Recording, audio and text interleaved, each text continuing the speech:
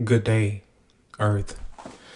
This is Dr. Jermaine Insane, and I'm going to be doing, um, I guess you want to say a podcast about how Kamala Harris burned too many bridges to win the presidential election. She was more of a policy than for the people. She was more a company lady than for the people. Whoever gave her the most money, that's who she supported, but she didn't support the people. So I'm going to have a few articles and give you my input on how she burnt too many bridges, that she was more for companies and politics than for the people. So as you know, as you give constructive criticism, you have to go with the positive first and then let them know the negative. But I don't know why that is more of a proper way of giving someone criticism. In reality, that when you give someone criticism, is really negative criticism instead of positive. To me, sometimes when you start with giving positive criticism, is it really sometimes is a lie when you give people so quote unquote constructive criticism by starting out with the positive, because in reality you don't want to give them any positive criticism. You want to give them the negative criticism. But to be on a political, which I'm not a political person, I am going to start out with the positive constructive criticism about Kamala Harris. So, like I said before, we're going to be reading a few articles. And then the first one, when she became a district attorney, no one was talking about progressive prosecutors. Tim Soller, who worked under Harris at the San Francisco District Attorney Office, told the outlet she was absolutely an outlier within the outliner with the California District Attorney Associates, and got some pushback criticism from there. Harris pushed back against California's three-strike laws, which triggered mandatory prison times after third felon, by instructing her office not to prosecute unless third offenses was a serious or violent crime, according to Vox, which is a good thing, and which to me was a harmful thing, that was harmful towards the Black American community, of the third strike law. I mean, if you would have basically got a speeding ticket, you would have served life under that particular law. So in reality, which that was a good thing that she done for the state of California, that, you know, depending on the offense, that you would have to do a violent crime in order to implement that three-strike law. On her biggest crossroads occurred over the death penalty, which she firmly opposed. After a gang member fatally shot a police officer, she resists massive call to seek the death penalty in the case, in an effort to stay steadfast in her principle. The move angered not only the police union but several Democratic legislators. When Harris ran for the position of Attorney General in 2010, she represented herself as a criminal justice reformer. On many accounts, she followed through that promise. Harris started a first of its kind racial bias training for police officers, expanded her prison diversion program throughout the state, reported Vox. She also made a California Department of Justice that first statewide agency to require body cameras, and launched a platform that allowed the public to track police killings by police officers, the outlet reported. But she maintained the status quo in many other ways, included with death penalty and wrongful incarcerated people. So she, as you can see, she did some good things, you know, especially opposing the death penalty. For me, I'm not a big fan of the death penalty, you know, even though the Bible says, you know, eye for an eye, for me, my opinion and my standpoint on that is that it just really depends on the crime. But in reality, whoever committed that crime, depending on the crime, you will have to face the ultimate judgment with the Most High. So she did that too. And then sort of the police reform that she did. I mean, I don't know what the police reform that she did, because we're going to go through a few articles to state that she really didn't even stand on that principle of police reform. So we're going to go to this article up here. And this is the prison reform, where she said it was supposed to be a police reform. How she fought to keep nonviolent prisons locked up. And I'm going to read that. Read that. So, despite straightforward directive from the Supreme Court to identify prisoners for release over a 2-year period, uphold 2009 ruling that mandated that some actions over the same timeline that states spent majority period seesawing back and forth between dubious legal filings and flagrant disregard. By early 2013, it became clear that the state had no intention to comply, leading to serious, surprisingly combative exchanges.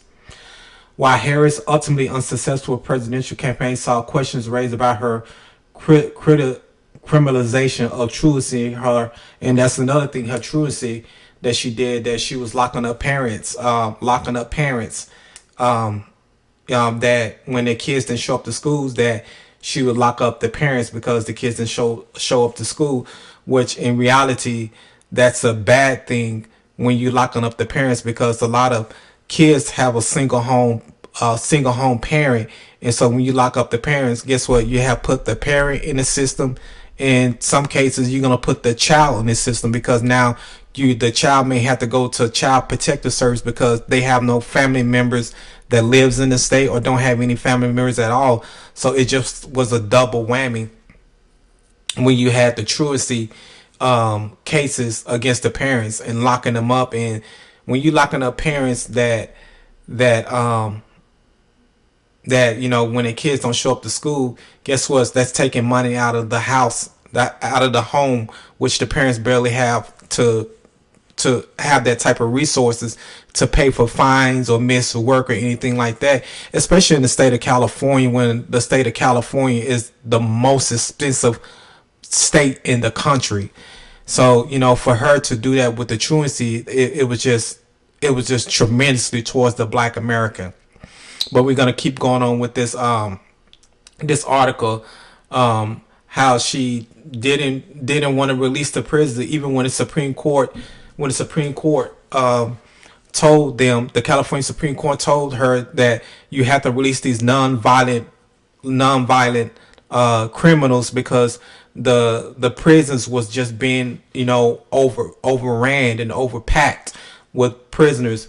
And we can go down to this article where the further court seldom look at prisoners' release, and it's a remedy of last resort. But California was a unique case with a uniquely awful prison system. At its height, it was staffed to some 200% of the design capacity. There was not enough beds or medical personnel, but an extreme excess of bodies. In one prison, 54 prisoners share a single toilet. Preventable death due to substandard and overstretched medical care occurred every 5 to 6 days. Suicidal inmates were locked in telephone booth-sized cage for 24 hours at a time. So as you can see that she didn't even follow the Supreme Court ruling of releasing prisoners, non-violent prisoners. But I want to go back to this article, because that's what she stated, that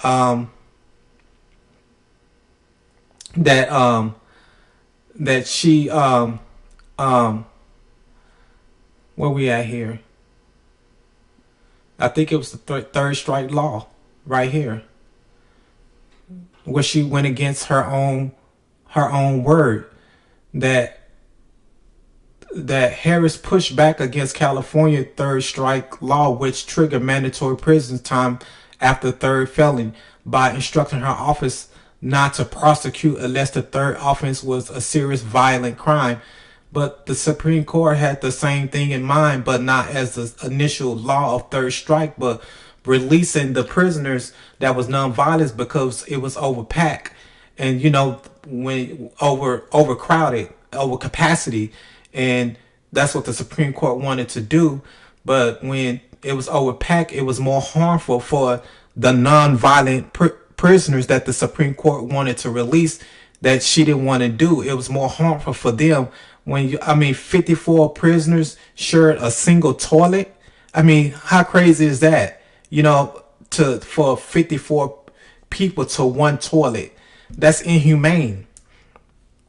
And that's what the Supreme Court was trying to do. And guess who disproportionately did suffer? The Black American community, that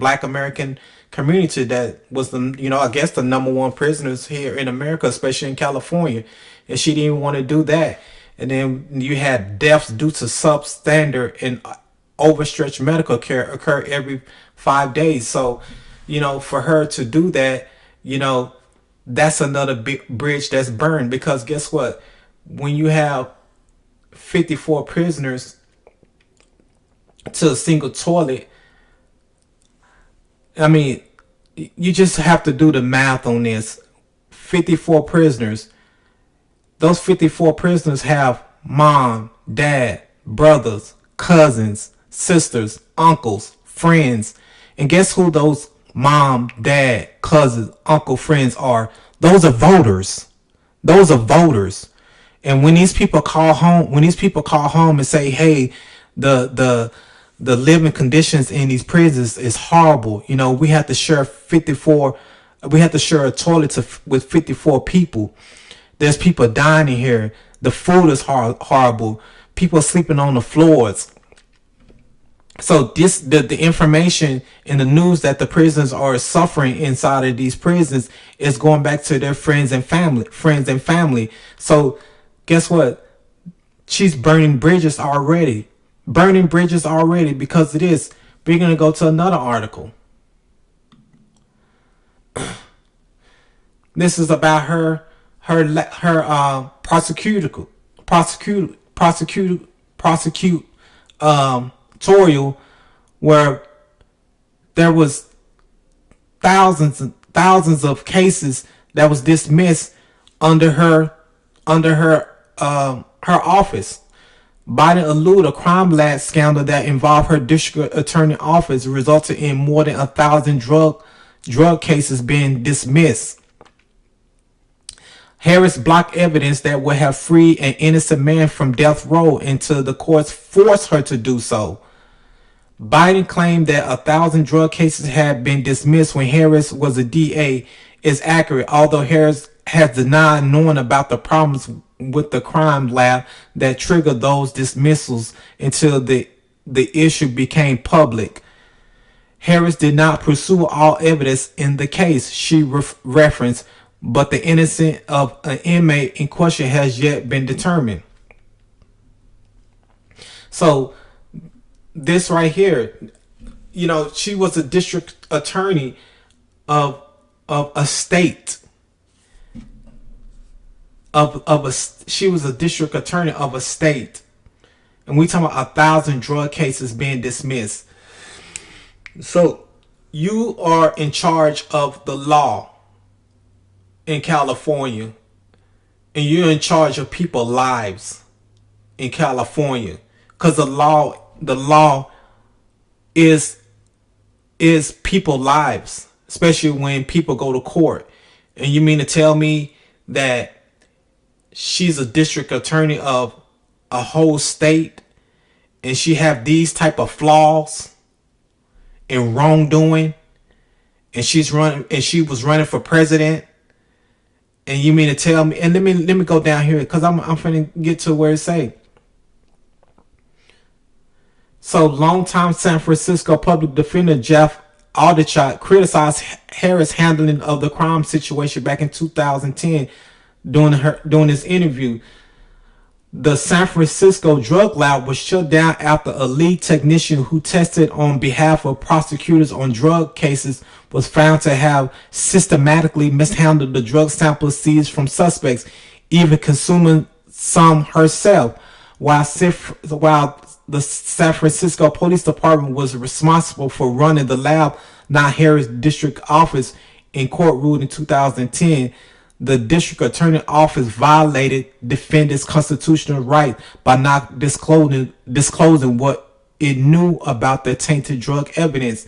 So the district attorney at that time, Harris, knew about these cases and knew about the flaws in this drug lab, but she still continued to prosecute it. 1,000 drug cases dismissed.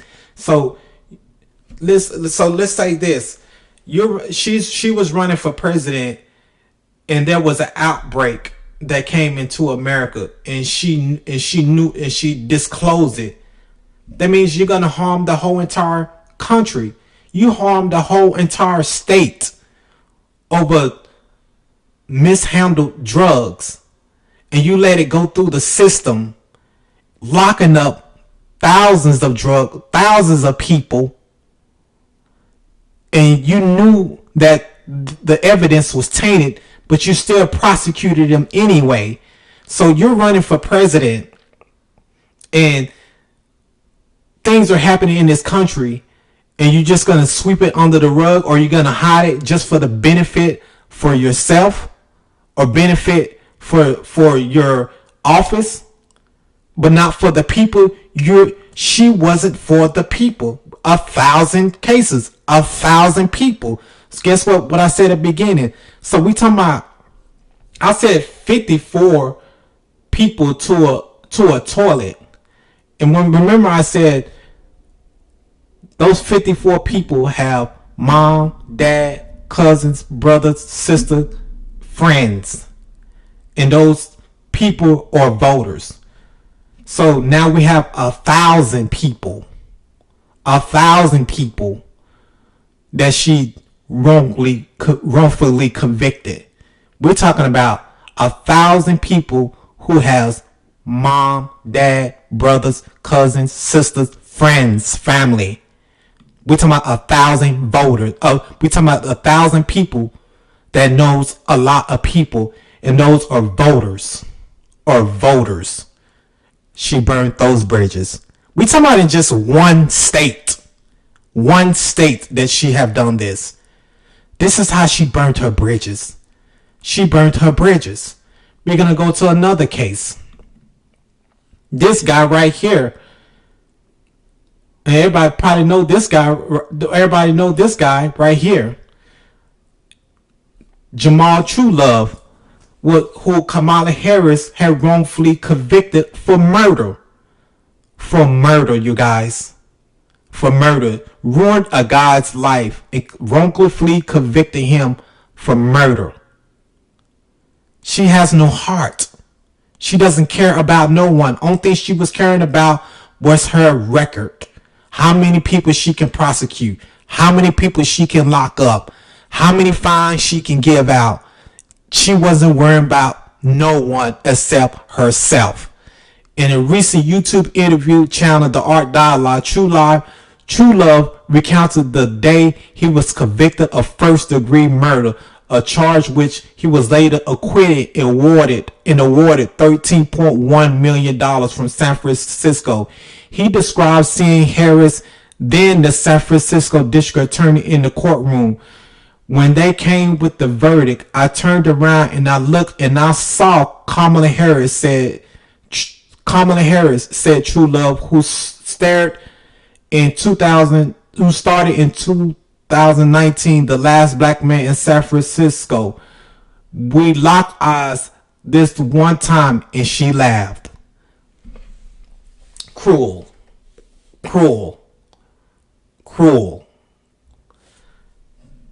She laughed at a man that was convicted. She laughed at a man that was sentenced to 50 years in prison. And he expressed his shock at Harris' reaction. She literally just kinda busted out laughing. And everybody knows Kamala Harris basically famous for this laugh. Her laugh.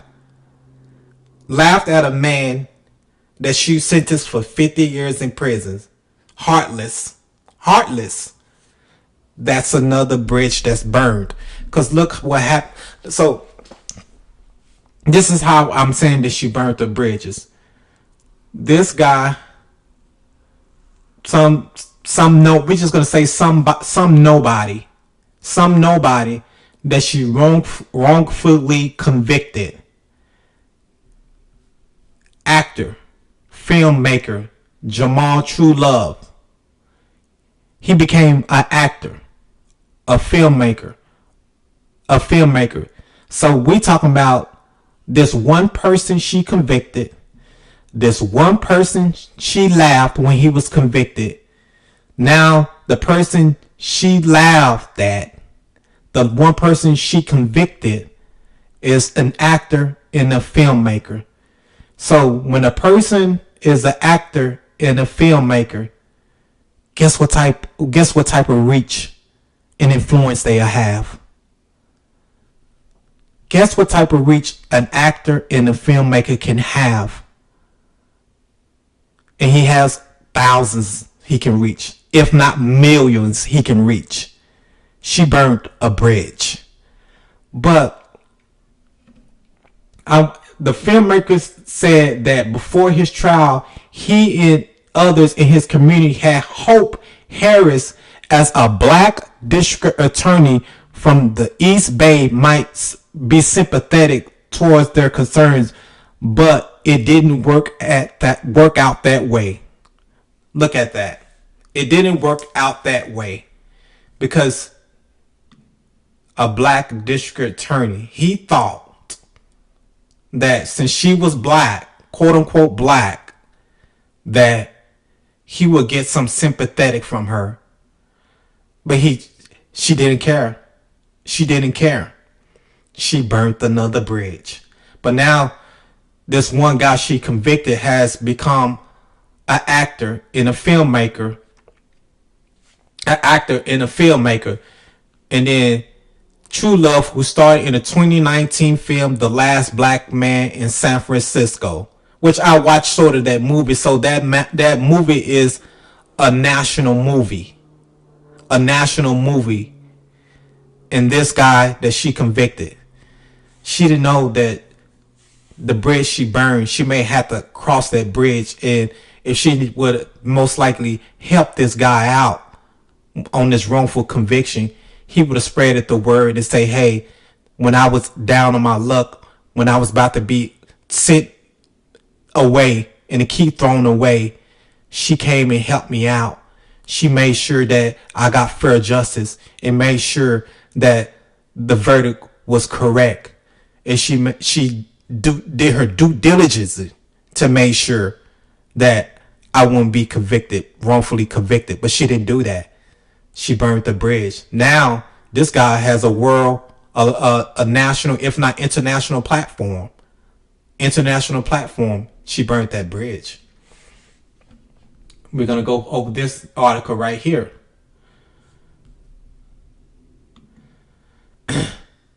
This guy, Oakland, where she killed a police officer killed a young black man, unarmed black man, and Kamala Harris didn't even charge or bring a case towards this guy. Oakland, California shouted out, Allen did not have to die. Masso has to do time. And Masso, you can't hide. We charge you with homicide. More than a dozen protesters unfurled a banner inside the Alameda County Superior Courthouse on March 5th. The banner read, Attorney General Kamala Harris, we demand prosecute OPD Masso for murder of Alan Bluford. The activist read aloud a letter addressed to California Attorney General Kamala Harris that said, in part, "We call upon you to prosecute Oakland police officer Miguel Masso for the murder of Alan Bluford." Alameda County District Attorney Nancy O'Malley is derelict in her duties with respect to the Oakland Police Department, despite finding of continued non-compliance of the OPD by Federal Monitor Report. Warshaw O'Malley had functioned as a rubber stamp for the OPD. She has failed to charge a single OPD officer for any criminal wrongdoing, specifically of killing Alan Bluford. Our coalition did a thorough analysis of the DA finding and found them to be biased, unprofessional, extraordinarily selective in the use of witness statements. Wow.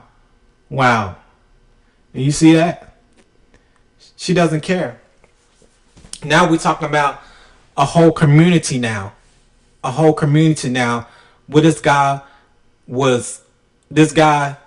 was unarmed and killed by a cop, and Kamala Harris, she didn't even want to prosecute the police officer. She doesn't care about no one. But the thing is, she wanted the black vote. She wanted the black vote, but she didn't do anything to get the black vote. Didn't offer us anything.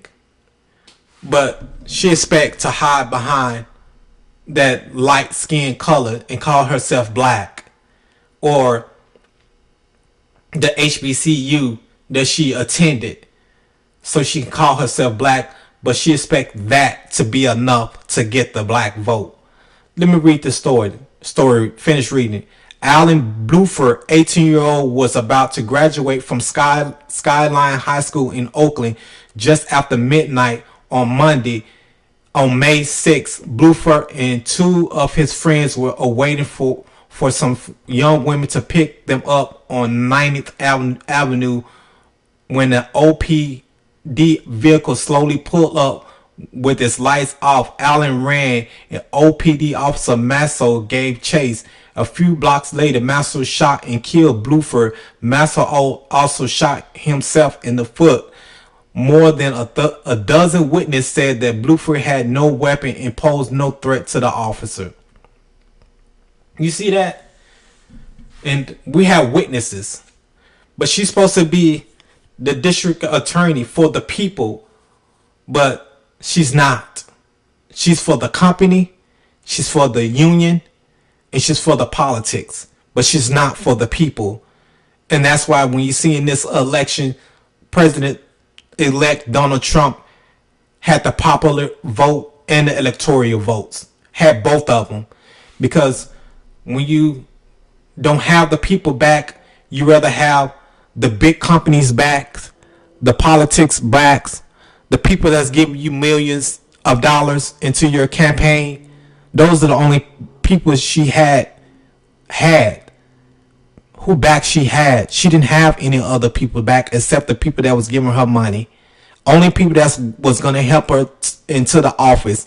That's who she was, her main focus of. She wasn't worrying about the people vote. She thought she had the black people vote in the bag, but she didn't burn too many bridges. She didn't burn this single person's bridge.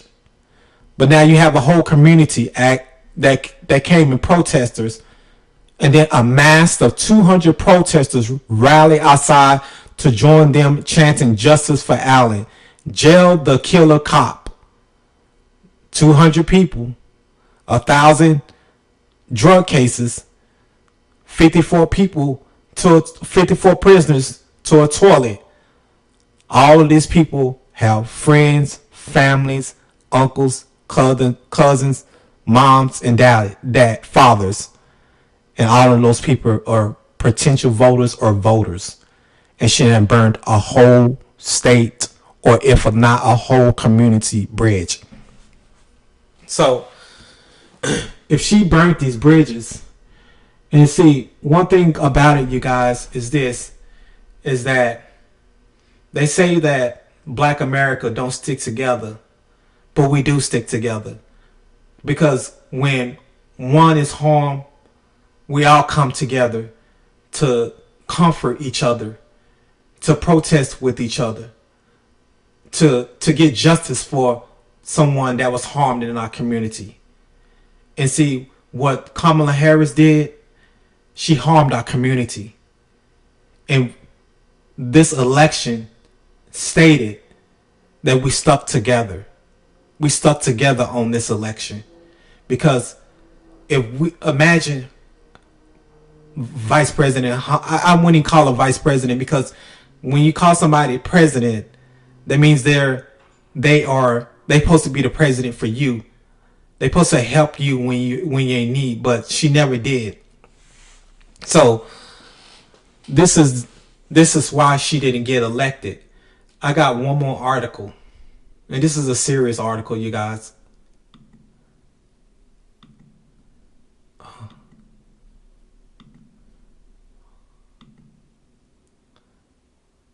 This is it. This one. This is serious. Kamala Harris refused to assist victims of the Catholic Church child SA abuse as San Francisco District Attorney.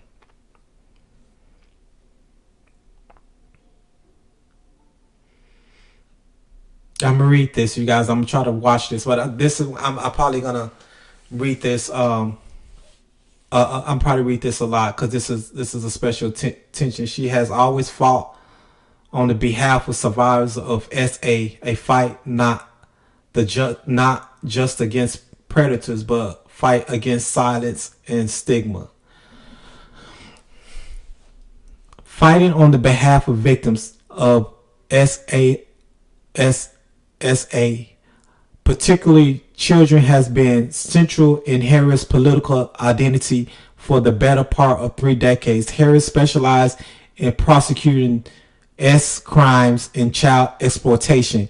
As a young prosecutor just out of law school, she later touted her record as a child SA abuse cases in prosecuting pedophiles in television advertisements, splashing profiles on the trail as she campaigned for public office. But when it came to taking on the Catholic Church survivors of clergy SA abuse, says Harris turned a blind eye, refusing to take action against clergy members accused of SA children. And I have it right here, you guys, so you can read along.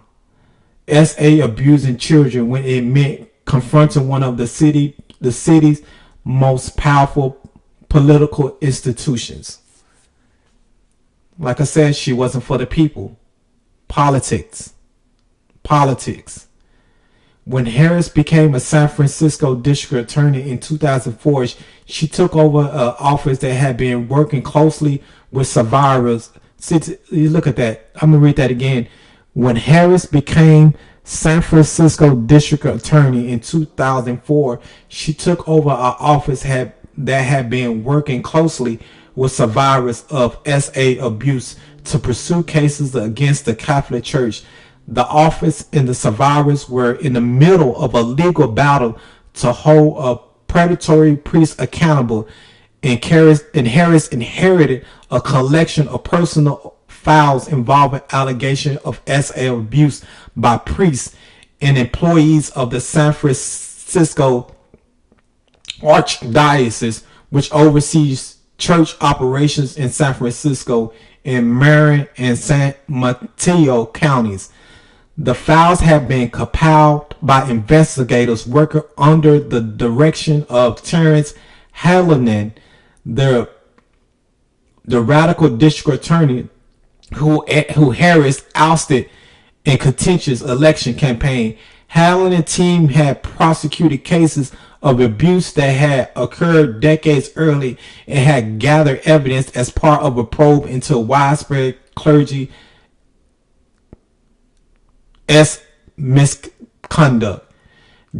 Just 6 months before Harris took office, a U.S. Supreme Court decision overturned a California law that had retroactively eliminated the statute of limitation of criminal prosecution of child molestation cases, that shifted the focus on holding predators among clergy accountable through several cases and through a broader effort to bring attention to predators who have been shielded by the church. Hadelin believed that the clergy abuse files were a matter of public record. Harris refused to release them to the public. In her 7 years as the district attorney, Harris' office did not proactively assist in civil cases against clergy abuse and refused to request by activists and survivors to access the cache investigate files that could have helped them secure justice, according to several victims of clergy abuse living in California who I spoke with. It went from Terrence Halliman going hundreds of miles an hour, full speed ahead after the Catholic Church, to Kamala Harris doing absolutely nothing and taking it backward 100 miles an hour, said Joey Pusatelli, a SA assault survivor who a jury found had been molested as a student while attending Salesian College Preparatory, a Catholic high school in Richmond, California. Pusatelli had met with Hallinan office to discuss his case and ongoing investigation into the church, but he said when Harris took over, his access to the office was shut off and his requests for clergy abuse files were ignored. Pusatelli resorted to handing out flyers and picketing outside the district attorney office. Picketing outside of the district attorney office on San Francisco McAllister Street. A California resident who says he was awed by a local priest when he was 12 years old also say he was shocked that Harris declined to aggressively pursue clergy abuse cases and refused to release the files. I remember Kamala Harris, said DeLuca, she didn't want to have any meeting. She went on and she wanted the public to think that this is an issue that happened years ago and that it doesn't happen anymore. Let's just move on. Terrence McAdder, a resident of Nevada City, California, says he was awed as a child by Austin Peter Keegan, an infamous San Francisco priest. McAdder said he sees no value in Harris' decision to conceal the clergy abuse files, which have been used to indict his abuser, but remain a secret to this day. Why not tell the story, said McAdder. I have no problem with my file being released. I don't have any great secrets. It's already in the newspaper. I think the whole cloak of secrecy with the Catholic Church needs to be exposed. Oh, I tell you, you see this, you guys. That's the type of bridges that she burned. She burned so many bridges. And that's why she didn't win.